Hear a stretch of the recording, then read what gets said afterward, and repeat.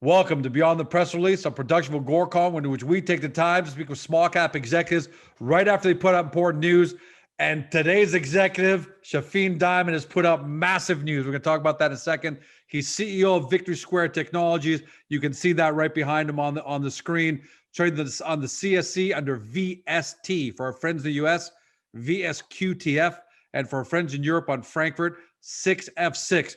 Guys, what we love about Victory Square is this. You know the Agoracom thesis. This decade is going to create 3 times more wealth than the last 3 decades combined in the world of small cap disruptive tech, AR, VR, all those great things, esports. It's all coming together.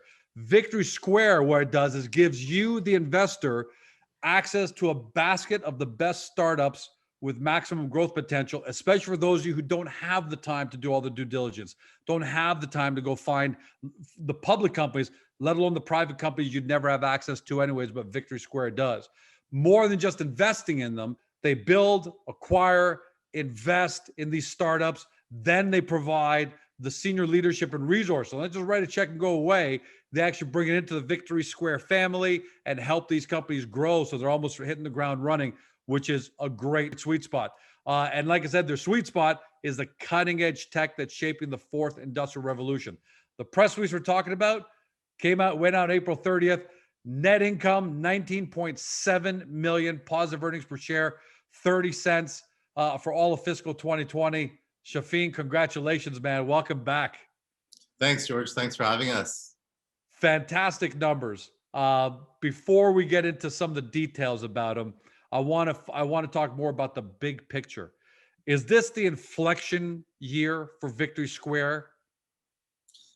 Absolutely. And just first off, I think I want to send a special thank you to all of our shareholders, for all their support, and our entire team for, kind of delivering those, because, building a company is the ultimate team sport, and we're very fortunate to have that team. But it is an inflection point. Anyone that's followed our story, we started in 2017. In 17 and 18, we planted the first seeds. There's about 13 to 15 companies that were planted.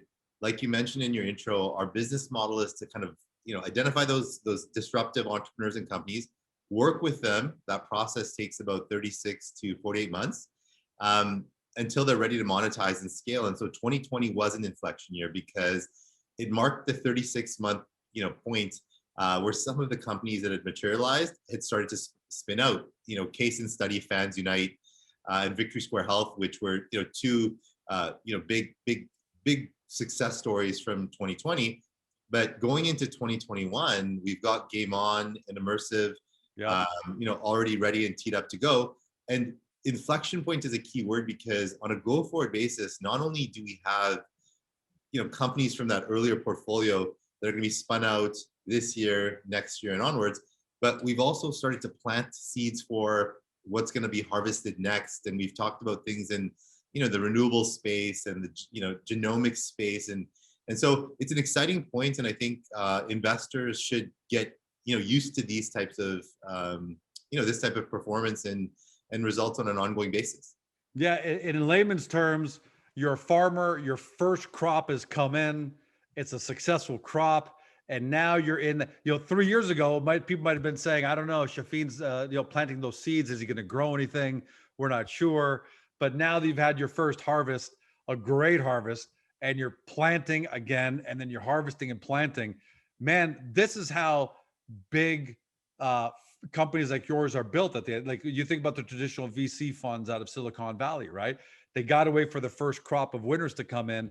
But then is it fair to say that as you get more resources, you're going to be able to plant more and more seeds? So the foundation of Victory Square every couple of years just goes bang, bang, bang. Is that the right? And now you're on that path. Is that the right way to look at it?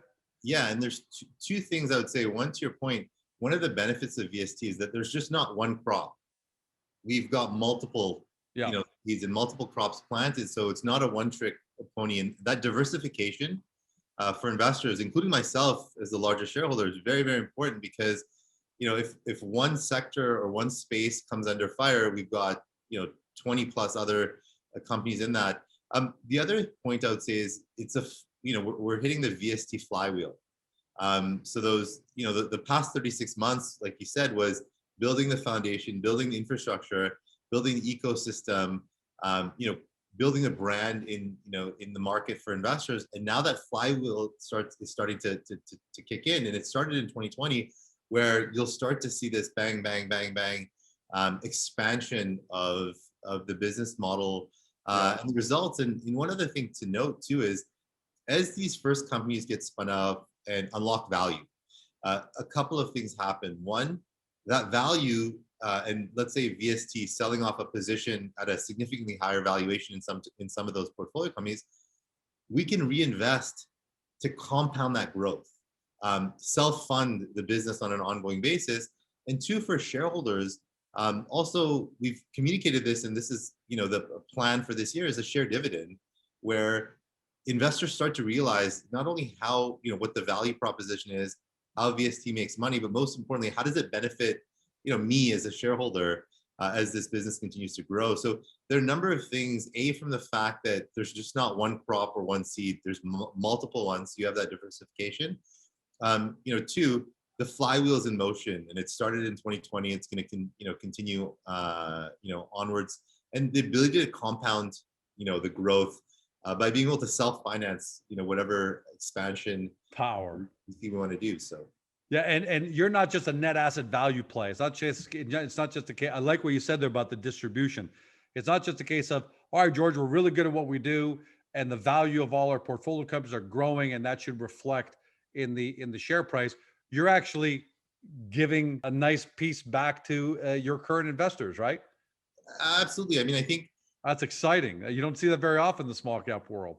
well, I think for us, it's not, VST is not a short-term trend. It's we're looking at this long-term, and we want, we don't want them, we don't want to refer to our supporters as shareholders. They're share owners, and Right. To respect them, we need to provide value and deliver value on an annual basis. And what better way than a dividend? I think, and myself as the largest shareholder, I don't intend to sell my VST shares, so to benefit on that growth year over year, in addition to the share price, would be to, kind of get a dividend. And we feel like that's it all. It's also great for our portfolio companies because our share owners follow their story. And when they're ready to be spun out, they now have a foundational base of supporters as well. So we think it's kind of a win-win all around.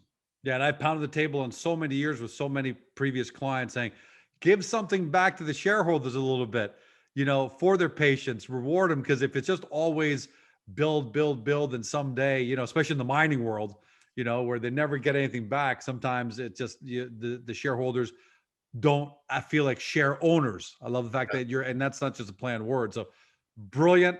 Can't wait to see what more you're going to be spinning out.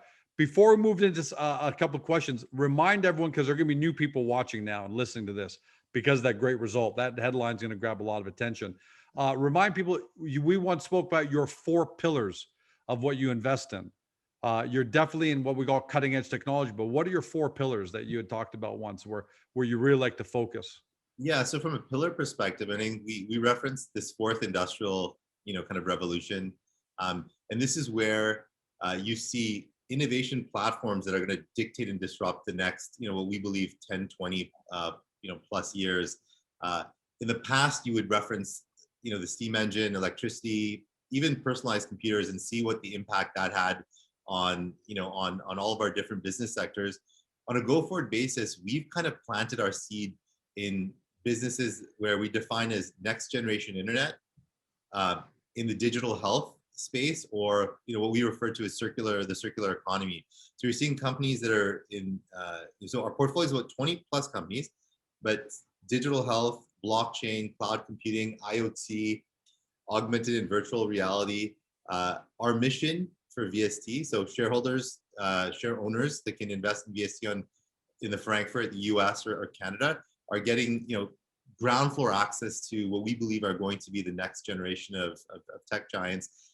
We do all the vetting. We're all aligned with management. So management's the largest investors, myself included, in the business, and that's the value proposition. We're giving investors access to 23 plus companies, diverse portfolio, all in this cutting edge 4th industrial kind of revolution. We do all the vetting work. We've aligned with management and invested in this. And 2020, like you mentioned, is an example of the results of that hard work. And what's really, and before we move on to immersive, I want to talk about that a second, and even GameOn. What's really exciting is all of these pillars that you talk about don't just exist on their own. You know, telemedicine is going to converge with augmented reality, with artificial intelligence, even drone technology at the end of the day, where you're going to have first responders responding to a wearable that's got artificial intelligence that's tracking my health to show up and say, hey, George, there's a 68% chance you have a heart attack in the next 45 minutes. So we just showed up. So I'm so excited to see what you guys are going to do in this. I know a lot of people don't think long-term like this, but for this decade, I can't wait to see what you guys are going to provide to shareholders for the decade. Let's move on to immersive. So fantastic financials. Another one of the crops is immersive tech.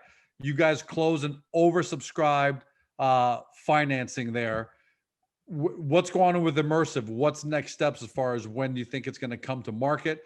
And maybe tell us a little bit about why you think it's so exciting. Because I look at the videos on the Immersive's website, and I'm just blown away by what they're doing inside these containers with these virtual reality games. So immersive, a couple of important factors. One, it's a wholly owned subsidiary of VST. So there's that close to 100% ownership. Now it's shrunk down as we brought in new investors into it. It's important to note that this was an idea that was conceptualized in VST, surrounded a really, really strong kind of team that had experience in the virtual and augmented reality space.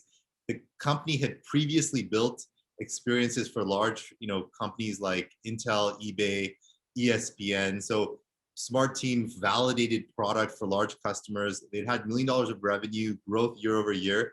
And 2020 was, again, an inflection point for them where they introduced a new product, and you kind of referenced it, which is Uncontained, where they're building these, it's location-based entertainment. So a lot of people feel post-COVID, there's going to be this roaring 20s where people are going to want to go out, travel, visit family entertainment centers. And so one of their really exciting products is a product that crosses the chasm of bricks and mortar and this whole digital world that, the last 18 months has kind of forced people into digitizing pretty much everything. So this first product, which is kind of a storage container, which can be set up on site or in a parking lot, allows for 6 players to come in and experience a completely virtual experience. They built content. So there's a great storyline in space that's been written by writers that have produced, content for Netflix.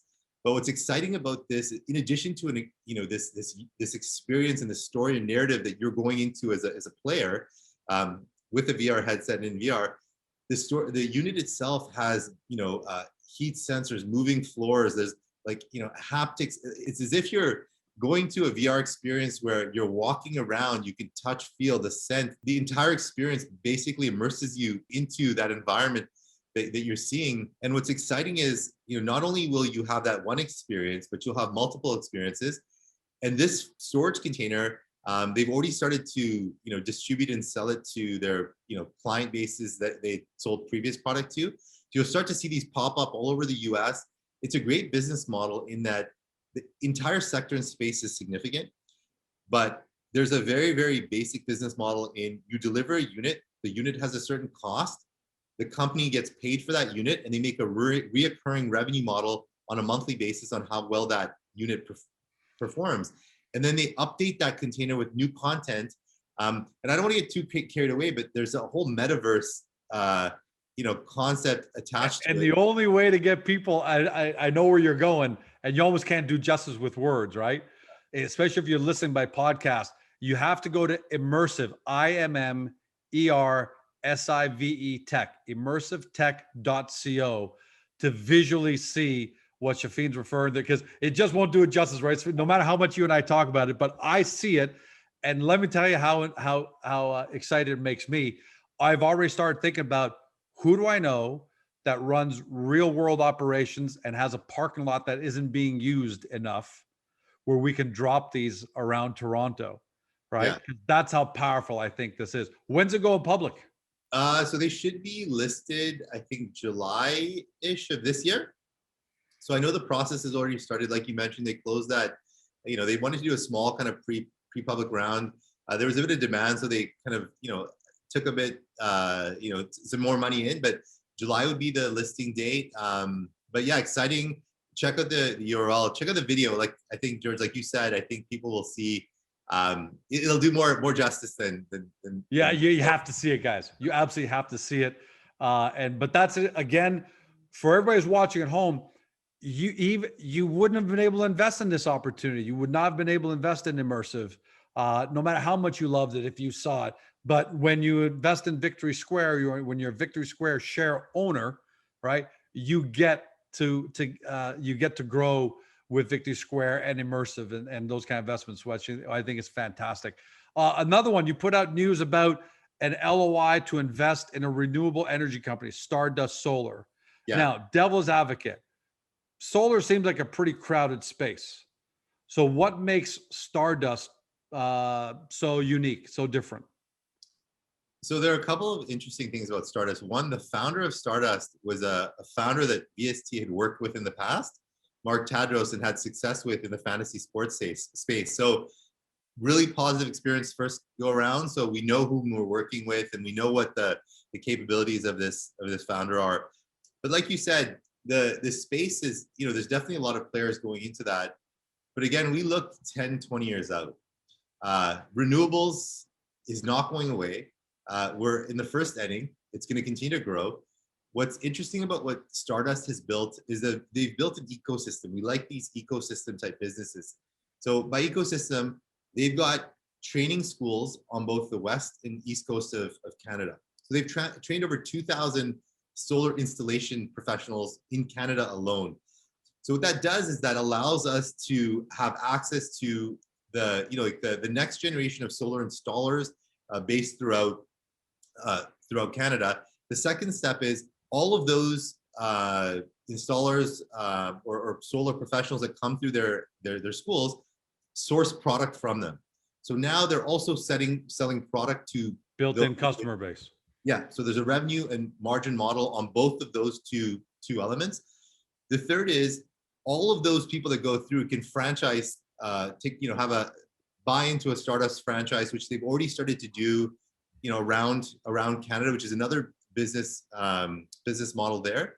But the last, which is interesting, when you have an anchor, so you've got professionals, franchises, distribution, across, let's just say Canada for that matter. Great business, man. Then you can push product within that pipeline. So they're already producing product within that pipeline, but there's a R&D lab that Stardust has where they're working on solar panels and other types. So I don't want to give away solar panels attached to textiles as you're looking on the second order effect or third order effect. So you're talking about the clothing, hats?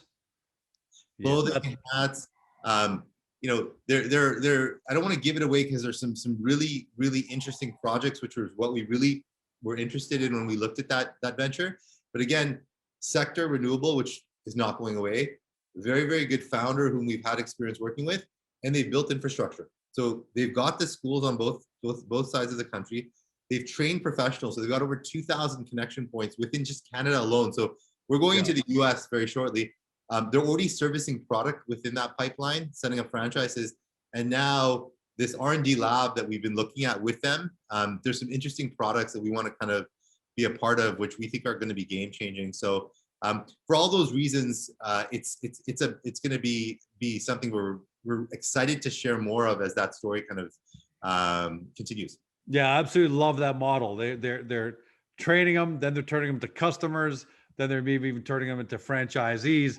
It's just a fantastic, I'm almost jealous of that business model. I think that's a fantastic business model. The one thing to note too is in each of our businesses, there's a steady stream of revenue. Yes, we're shooting for the moon. Yes, we're trying to be very disruptive and be game changers. But when you have an anchor that generates cash flow and revenue on a quarterly basis, that allows you to be more aggressive on that side. So it's a really key element to the business, as opposed to being in a business where the business itself can't self-finance growth or R&D development. So there are some interesting things that were very attractive on that business, from a go forward basis, in that it generates cash flow, positive cash flow. Last question for you. Technology is moving faster than ever now. And though that's just what we see, what we know. AI is moving fast, virtual reality is moving fast, AR, renewable. But that also means that there are new industries that are moving fast that we've never even heard of. NFTs 6, 7 months ago was the domain of a very small, tiny percentage of the world who knew it, and now they've exploded. And there are so many things going on in decentralized finance and blockchain. Are there any industries going forward that you guys looking at right now, saying, in addition to what the world knows Victory Square for, we also want to take a keen interest in these up and coming industries? Yeah. So you mentioned a couple of them. The way we always look at things is people always want to eat, work, play, shop. Like there's certain things that are basic. What changes is, how those services are, how companies deliver those services to those people. And so we always look at those companies that are on the cusp of, that new breed of companies that's reimagining how to deliver those services to customers. So a couple of things you mentioned, apart from renewables, and apart from the digital health space is one where we've been focused on a lot of second and third, order effective things. As telehealth, we look at as first order. There's some interesting things we're looking at from a diagnostic and genomics side of things, which to us is a big focus of ours. But you point to a couple of things like decentralized finance, NFTs. Those are two spaces which fall into this this Web 3.0 kind of decentralization movement, which we think is going to be big. And so we've got a lot of projects kind of in that mix that we haven't communicated yet. Some we have. There's one which you and I talked about before we went live on the interview, which is around this creator space. We really believe that the creator economy, there's this, Mark Andreessen said software is eating the world. This was a coined phrase that he had from 10, 15 years ago. We almost think creators are going to, eat the world. And define for everyone, what are creators? So creators, you've seen these platforms like Facebook, YouTube, Pinterest, Etsy. These platforms have allowed individual entrepreneurs to come on and create a product and service and build an audience. Now, they don't have to build $1 billion company, but they can build an audience around something very passionate about them. There's this great piece on 1,000 loyal followers is better than 1 million likes, because those 1,000 followers will if they're niche and focused, will support initiatives from a creator. And you've seen these platforms like YouTube and Reddit and all these, Pinterest have allowed for people, have allowed for creators or independent entrepreneurs to find a following globally somewhere on the internet, like 1,000 loyal followers. So we think that that's going to become more and more of a commonplace. And there's this space around social tokens and creator coins, which again, I don't want to ramble and get too far off, but there's some interesting things we're working on that I think people are going to hear about over the next couple of weeks and months, because we've got some anchor projects in those spaces. And that's a great way to end it, Sheffin, because again, the value proposition of Victory Square. There are a lot of smart investors that watch this, a lot of smart investors that listen to this. But the fact of the matter is, even for me, and I pride myself on always, I founded Agoracom 24 years ago, almost to the day, and constantly staying ahead of what's next. And even for me, it's starting to get almost a little too fast for me to, I'm trying to show my hand, almost a little too fast for me to grasp, and I'm chasing it a lot more. Well, that only means for investors at home, for most of them, there's just no way to keep up with it. So there's two things you can do if you're at home. You either say, all right, that's it. There's no way for me to keep up, so I might as well just look at something else.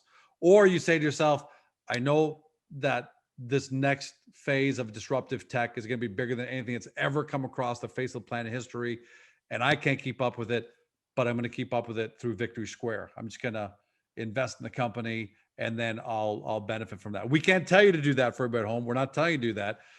You've got to do your due diligence. But the fact of the matter is, what are your options if you're not one of the rare 1.1% of people who keep on top of all this? What are your options? I mean, Sheffin, I bet you must be reading throughout the night plenty of times where you're just trying to keep up with what's new, what's going on.